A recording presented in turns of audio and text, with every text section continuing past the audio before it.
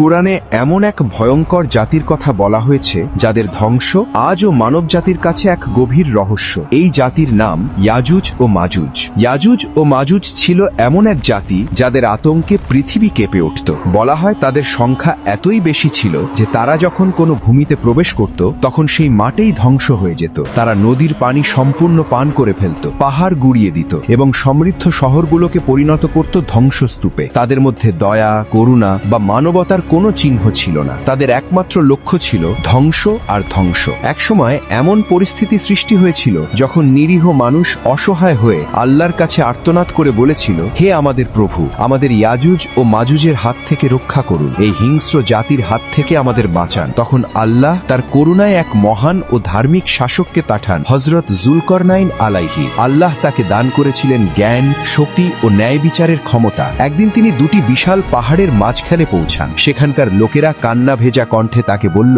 হে যুলকরনাইন, ইয়াজুজ ও মাজুজ আমাদের ভূমি ধ্বংস করছে, আমাদের ফসল নষ্ট করছে। আপনি কি আমাদের এবং তাদের মাঝে একটি প্রাচীর তৈরি করে দেবেন? যুলকরনাইন আলাইহি উত্তরে বললেন, আল্লাহ আমাকে যে শক্তি ও সামর্থ্য দিয়েছেন তা দিয়ে আমি তোমাদের রক্ষা করব। এরপর তিনি পাহাড়ের মাঝখানে এক বিশাল, শক্তিশালী ও অতিক্রম অযোগ্য প্রাচীর নির্মাণ করলেন। সেই প্রাচীর এত মজবুত ছিল যে ইয়াজুজ ও মাজুজ তা ভাঙতেও পারল না, আবার তার উপর উঠতেও পারল না। শতাব্দীর পর শতাব্দী কেটে গেছে, সেই প্রাচীর আজও কোথাও না কোথাও বিদ্যমান, কিন্তু কেউ নিশ্চিতভাবে জানে না সেটি কোথায়। কেউ বলে পাহাড়ের মাঝখানে, কেউ বলে তুর্কিস্তানের কাছে, আবার কেউ বিশ্বাস করে এটি পৃথিবীর গভীরে লুকিয়ে আছে। কিন্তু একটি বিষয় নিশ্চিত, একদিন সেই প্রাচীর ভেঙে যাবে। যেদিন সেই প্রাচীর ভাঙবে সেদিন পৃথিবীতে নেমে আসবে ভয়াবহ আতঙ্ক।